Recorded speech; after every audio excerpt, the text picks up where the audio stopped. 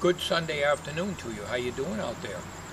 Well, I just got back from the Jewett City flea market. I've mentioned that before, and I've been there several times. Picked up a few goodies here. Let's take a look. Okay, first of all, I got a little tripod for $2. It's nothing fancy. It does not have this part don't flip over, but at least it doesn't have one of these removable things. A lot of times when you buy a tripod at a yard sale, 9 out of 10 times the little piece is missing in here. Well, this is all one piece. This is the older style. It's kind of like medium size, and all the legs work and everything on it. And the guy wanted $2 for it. So I checked it all out. It does not have a crank to crank it up, but that's fine, because for small jobs, like in my shop and stuff, a bigger tripod would take up too much room. So that was $2. This other stuff, disregard. I got this pulled all this stuff out of the truck when I got rid of it. A back scratcher, like almost new condition, for $1. I'm always having problems with my back, so I got this because I need one in the shop, I need one in the car, I need one all over the place. I got some screwdrivers, 50 cents a piece. I can't read that. No, without my glasses I can't.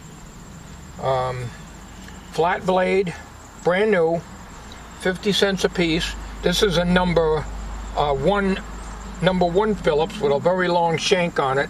That's very handy for getting into tight places. Each one of these was 50 cents each. This is and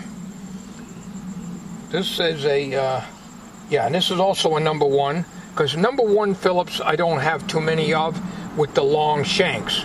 So I've got 2 of them and a flat blade here, which is 3/16 6-inch blade. Okay. And then I've got this here. Now these are all from the vendors outside of the mill building in Jewett City.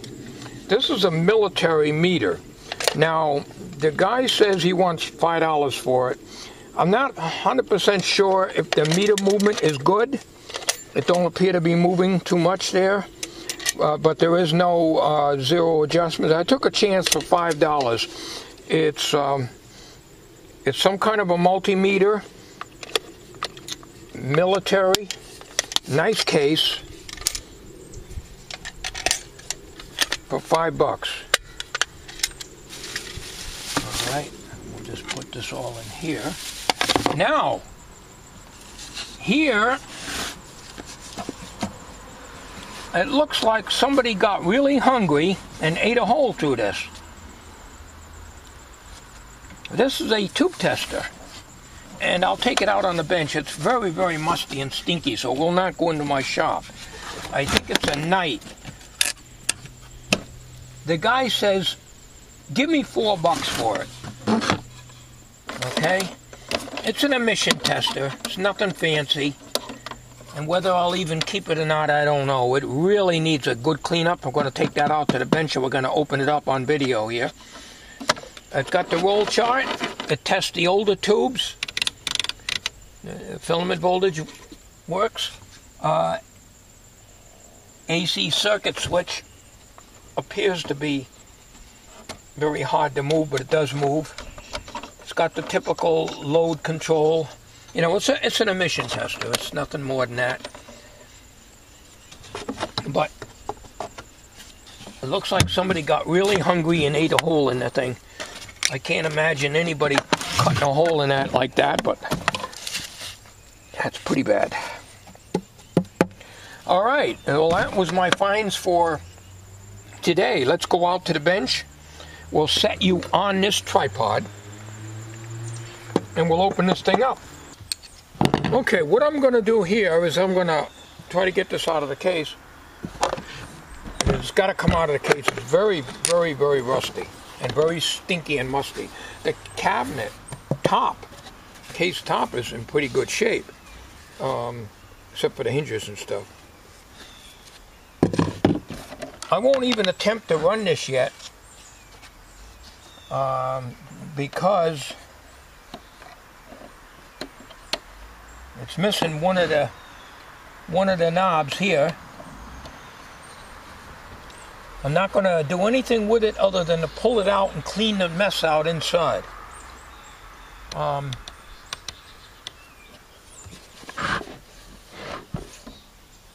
The meter seems to be in pretty good shape. I have a rag here.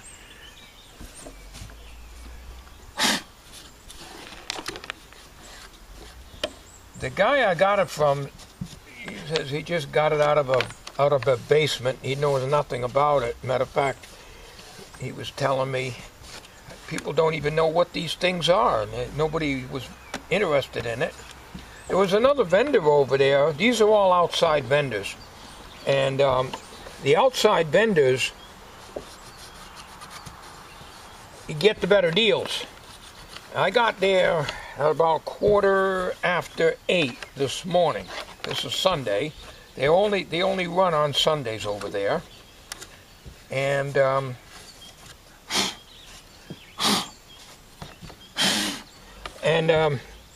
they have the deals. Now, when you go into it's a big mill building built in the 1800s. And they have a flea market there every single Sunday. It's called the Jewett City Mill. Jewett City, Connecticut. But this is pathetic. You know, I have no idea why somebody would cut a hole in that like that. You know, it don't make sense. Now, I don't know if this can be, overall the case isn't bad, needs new feet. But let's get this thing out of the case. Matter of fact, I don't have a tube to test it. I do in my shop. It's got the 4, 5, 6, and 7 pin large 30s and 40s tube sockets. It's got the 8-pin octal. It's got the loctal and a 7 and a 9-pin. But this is only an emission tester. That's all it is. But you know, it's cleaning up pretty good. You know what we might do? Can't hurt anything. We're going to fire this up. I'm going to bring an extension cord out here, and I'll go in my shop and I'll get a tube and put it in. 2 things you got to worry about on a tube tester: the meter and the transformer. Everything else we can deal with. But if either one of them things are no good, you've basically got nothing more than just parts. So the only real way you can damage the power transformer is if you put a tube in that's gone to air. The filament will draw an enormous amount of current and burn the filament transformer out, because most of these testers do not have a fuse in them. They really should have a fuse in the primary. One could be added. And your meters can be blown too by having them on the wrong setting or something, and they slam over too much. This meter movement, how you check a deoscillable meter movement, which is what this is, you take whatever you got and just give it a wiggle like that. You see that? That tells you mechanically, that's it, meter's in good shape mechanically. It doesn't tell you everything. It could still stick up in here, and if that happens, it's usually because the needle is bent, or the want to say display, I don't know what else to call it, the cardboard, the paper behind it could be swelled up and it would hit the needle, you know, the needle would hit it. So this appears to be in good shape, so I checked that when it was out there at the on the table out in the yard sale at the flea market. All right, so stand by. I'm going to get a cord out here and one tube. Got to find a tube.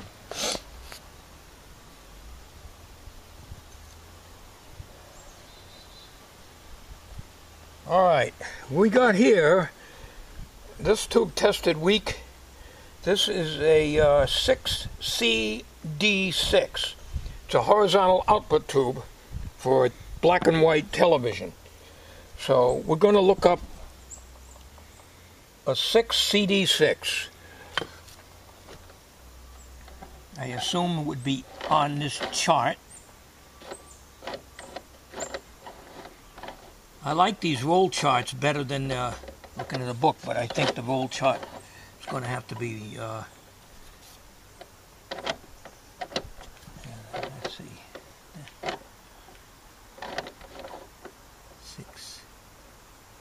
6CD6. All right. A is 3.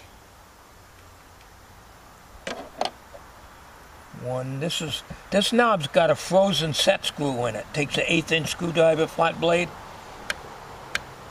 All right, 3.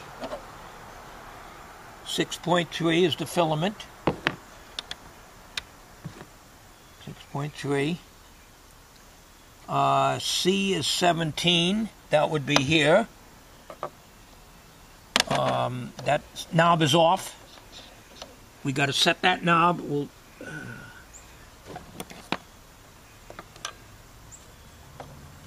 knob is off.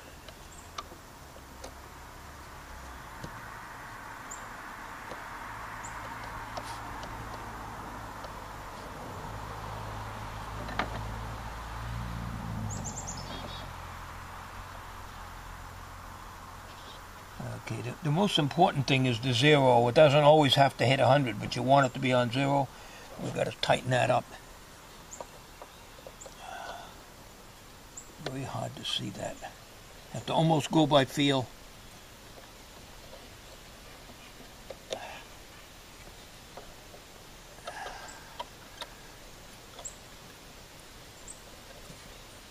Okay. All right, she's right on 0. She's on 95. So these things are not actually linear, but whenever you have a control like this, the 0 is where you want to make sure that it's referenced at 0, whatever the control is. So what did I say? C was 17, so that would be 15, 17, right about there. Okay, 17. U is 580. Okay, so 5, 8. There is no O. 580. Well, that's U, but there is no O. The numbers are 1 to 10, so,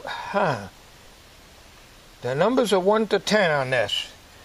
This is a night tube tester, no model number. No model number. So I can't set that for 580 because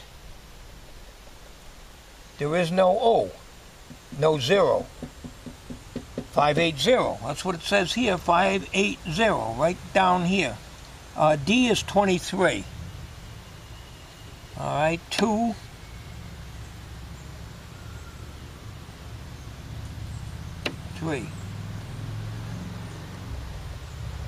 There is no 0 unless the 580 is the 10.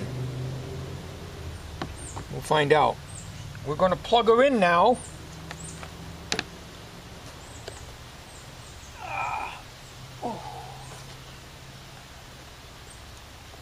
Okay, we got her plugged in. All right, the needle works. 0 adjust, line adjust right here. The line adjust works. We set the line adjust, and we only got one socket, so it's got to go here. And the grid cap is here. Well, in this case, it's a plate cap. on a horizontal output tube. This is a plate cap, and the tube is lighting.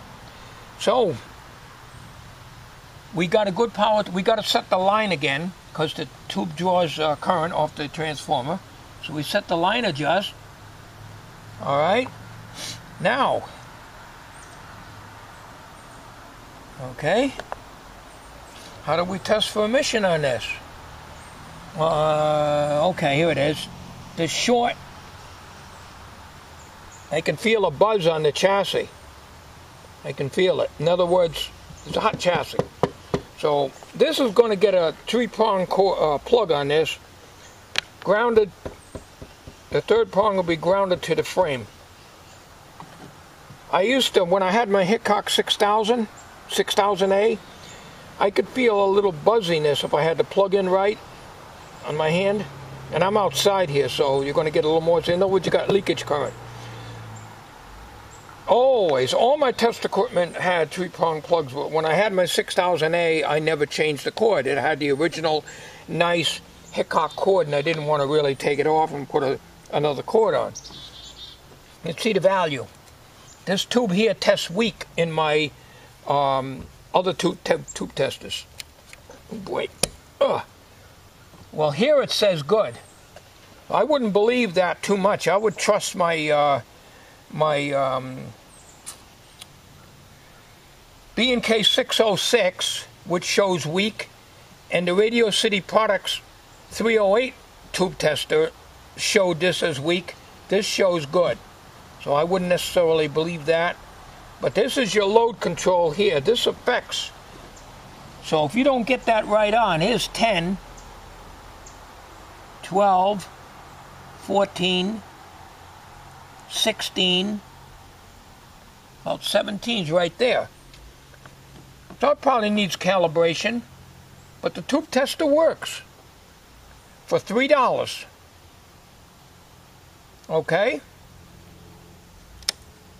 That's it.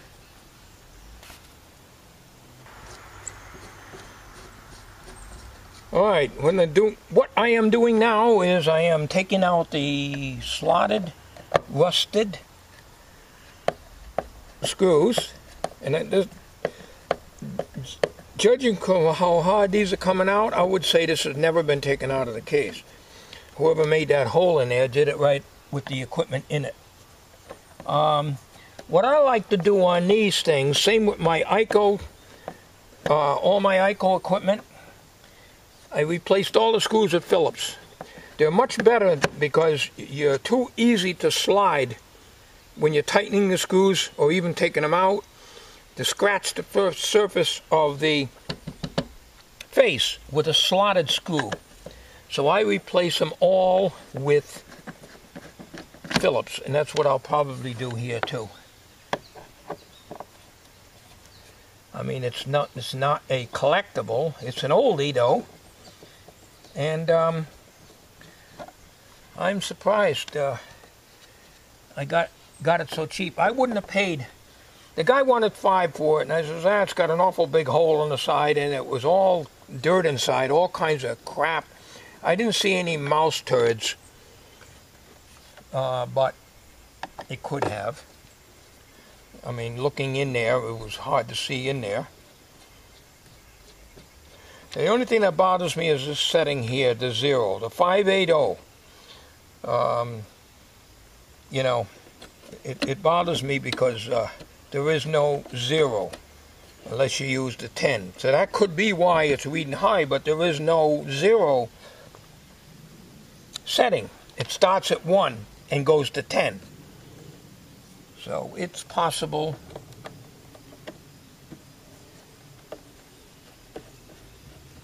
that maybe I had it set right.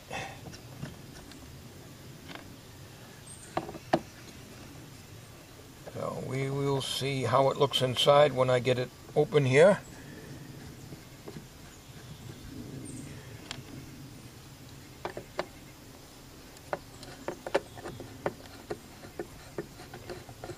It's in surprisingly good condition as far as this part is concerned, at least on the surface.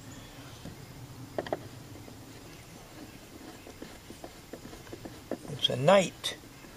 These are usually put together as kits. and they're cheap.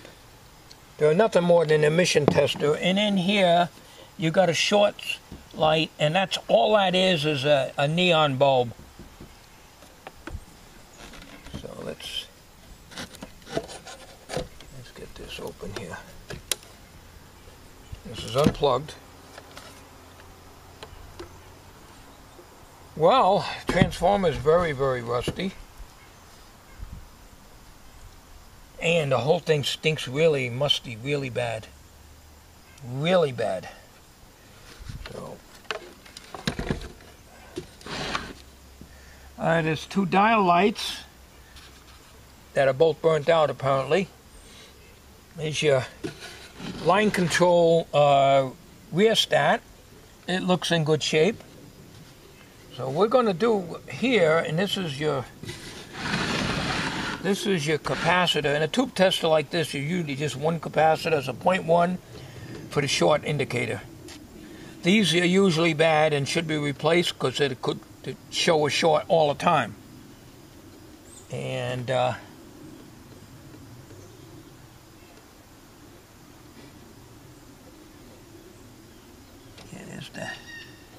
a neon bulb down there, and these are the wires to it. Alright, I'm gonna, man, I tell you, I don't know how I'm gonna get that crap out of there. This is in pretty pathetic condition here.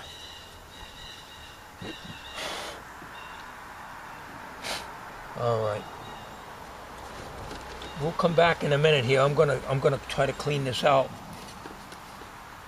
One of them air blowers, pressurized those can things I got at the last year's flea market. I'll do that off camera and we'll come back in a little bit. Pretty crappy. You know, the cabinet is in pretty solid shape, except for some idiot making a hole like this. I can't imagine anybody doing that. It's filthy in here.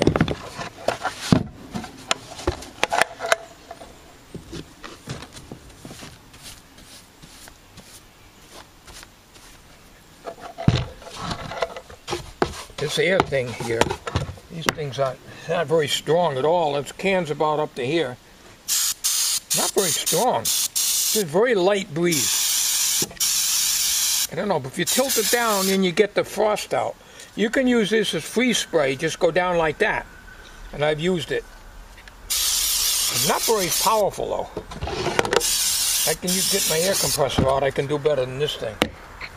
I'm glad I only paid, I think, $2 a can for them things.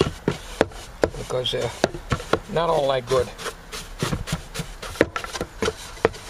I don't know how I'm going to get the mustiness out. I've had equipment and books and stuff years ago when I had my shop. Like I had a Hickok 550X tube tester, which I sold for dirt cheap and kicked myself for that. That had a very musty smell and it never could get it out. You put dryer sheets inside the case and everything else. You can't get rid of that smell. The only way you're going to get rid of it is to take shellac and cover it all up. You know, coat the inside with shellac or varnish or something like that and seal it in. That's the only way you're going to do that. These are rusty, so what I would sand them a little bit and paint them with black enamel. I don't get real fussy. You know, I like to get them working and looking decent. These are very, very rusty here, so either that, aluminum or black. Sand them down. Or I might even, this is pretty pathetic, I should whip the hardware right off of this. Not even bother with it.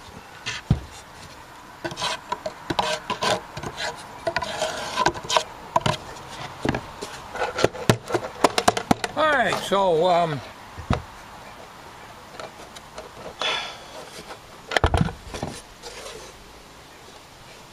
now, no worse than anything else I've had in my shop. I'm gonna clean it up off camera. I'm gonna take some cleaner and clean this up and See if I can get it to look a little better. We'll do that off camera. The tube tester, I got these sleeves here. I don't know if you can see them in yeah, get it in there. These sleeves here that hold the wires together, they're plastic. They got all fungi on them. Let's see if I can clean that off somehow, maybe with a little bleach and bleach cleaner.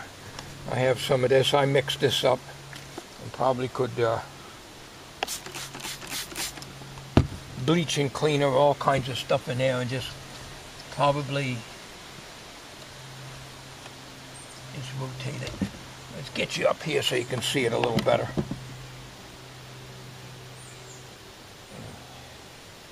And we'll clean that. I can't rotate this one in here. It's buried in there.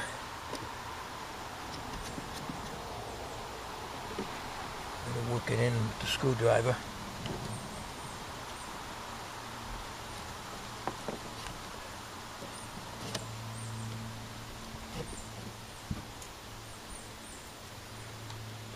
Let's see if we can do this here. Well, we get a Phillips, so we'd be better off. Put a little. I'll use an old dirty rag, but I can't use too dirty of a rag here because I'm going to put dirt on it instead of taking it off.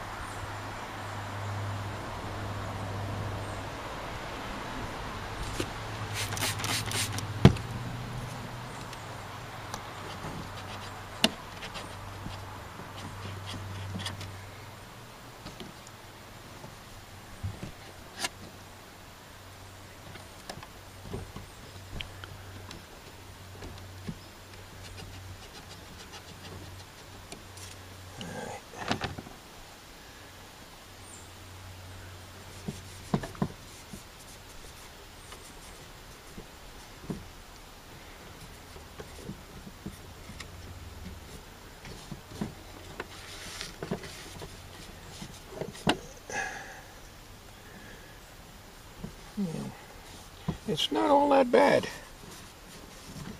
smells worse than it looks.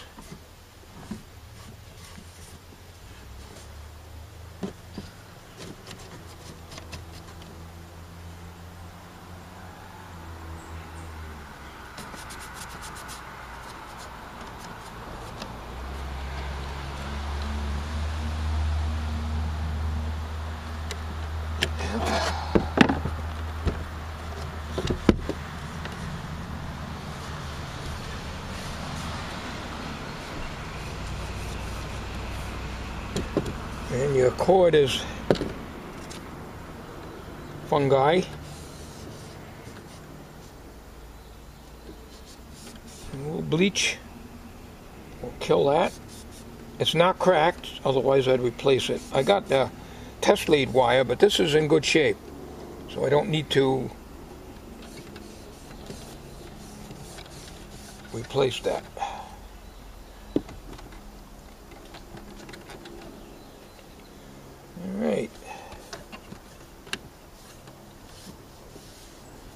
All right. Well, I think I'll do the rest off camera, and got to let this air out. I'll let this air out in the sun. I think what I'm going to do, I'm going to hit this with bleach.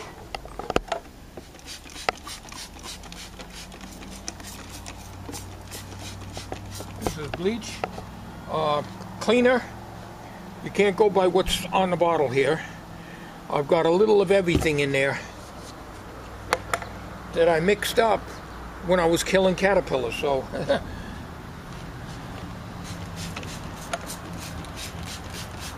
at that, how that dark, see that dark stuff on there? It looks pretty bad.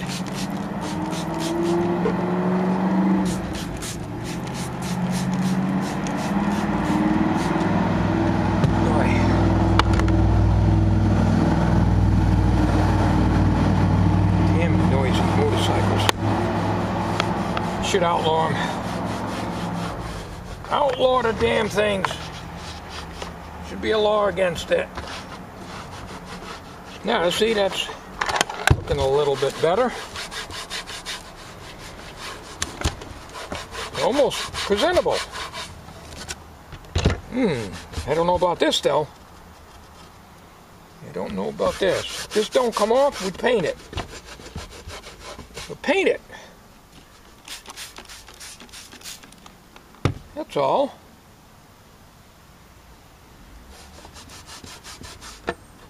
Some of it's coming out, but we can't do nothing with this. These are very rusted. Almost pays just to get rid of the case completely and make a little wooden box for this without a cover.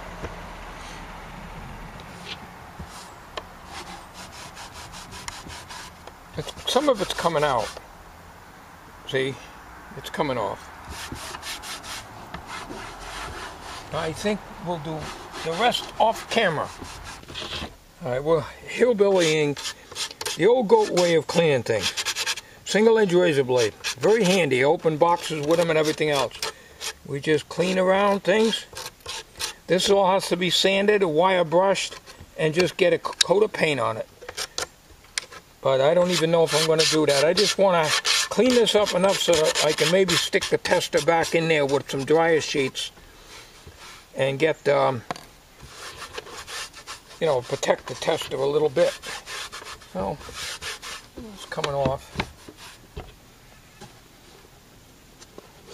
It's coming off. Try to get this corner here.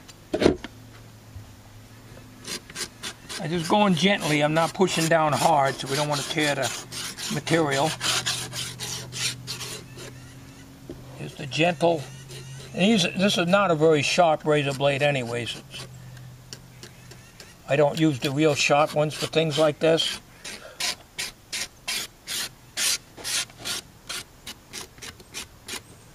See, I mean, the fabric is overall in not bad shape. And if I do use this case and fix this, I'll paint the whole damn thing. That's all. Just paint it gray or something.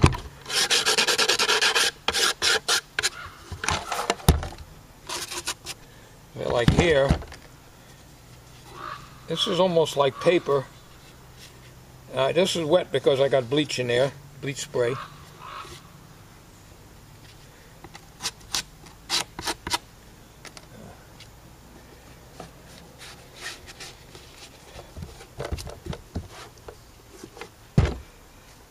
So, I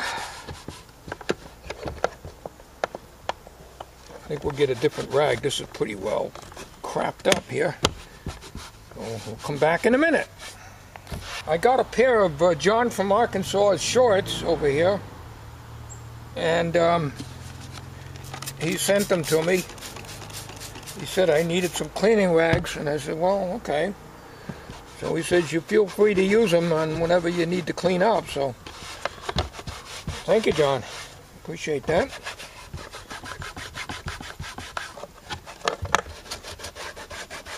Yeah, it's coming out all right. I'm not perfect, but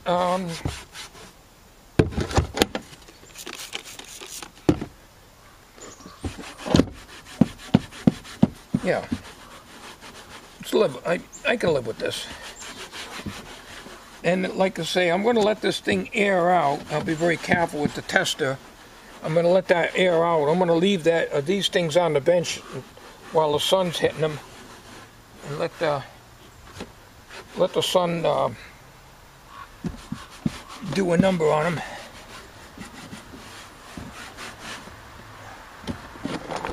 This part here is in pretty good shape. Hit the inside. Don't look all that bad in there now. But why anybody would ever want to make a hole like that in it is something beyond me. They were nice enough to leave the foot in place and not cut that part out too. It looks to me like somebody had a saber saw or something. But anyways,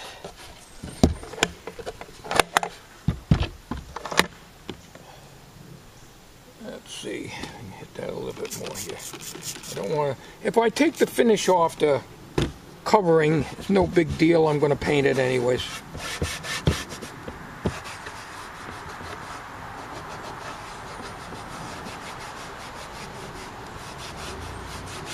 Okay, well, I think we're going to end this video here because this is probably pretty boring to a lot of you, and you're probably getting pretty grossed out from this disgusting underwear of John's here. So I think we're going to end it right now, and